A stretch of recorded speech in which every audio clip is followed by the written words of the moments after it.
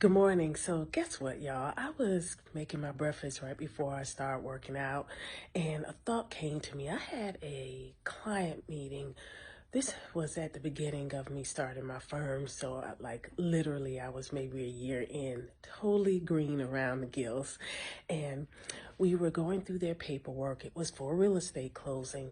I explained everything. It took about an hour because they had questions. They signed everything.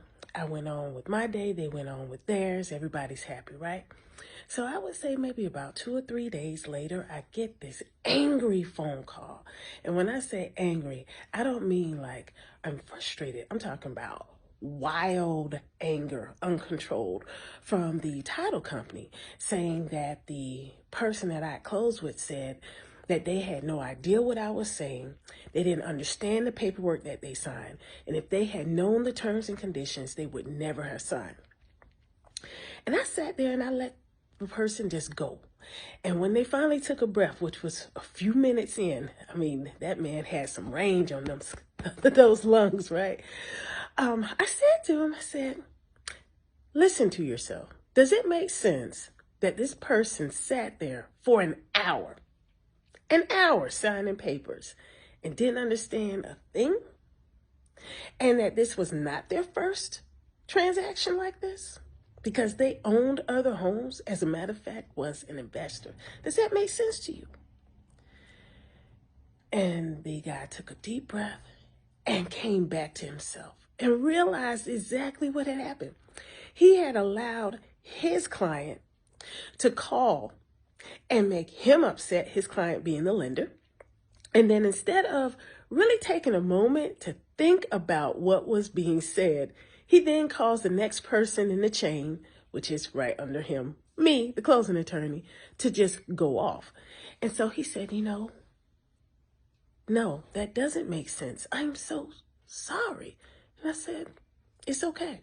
We got off the phone, went on with our lives. I had other closings with him until they went out of business a few years later. But I started thinking about the fact that sometimes we allow other people to hijack us and we don't even realize it because we are so afraid of losing the relationship, in this case, the business, that we take on other people's emotions and feelings and make them our own. And then we go out in the world and act upon that. And that results in us sometimes looking very foolish, sometimes hurting people's feelings, sometimes damaging our own relationships. And we don't even realize what has happened unless or until someone else brings it to our attention.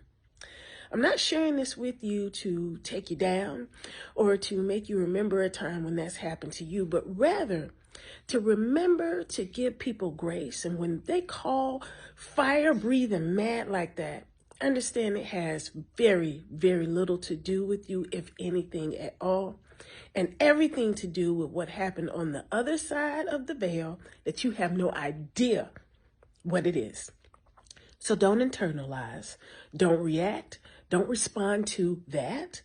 Rather, realize that there is a human being struggling and that you have an opportunity to be peace in this entire storm. And choose the peace. That peace will then ignite the joy within you so that you can be compassionate and loving and graceful to not just that person, but to yourself, and you can live a fulfilled life.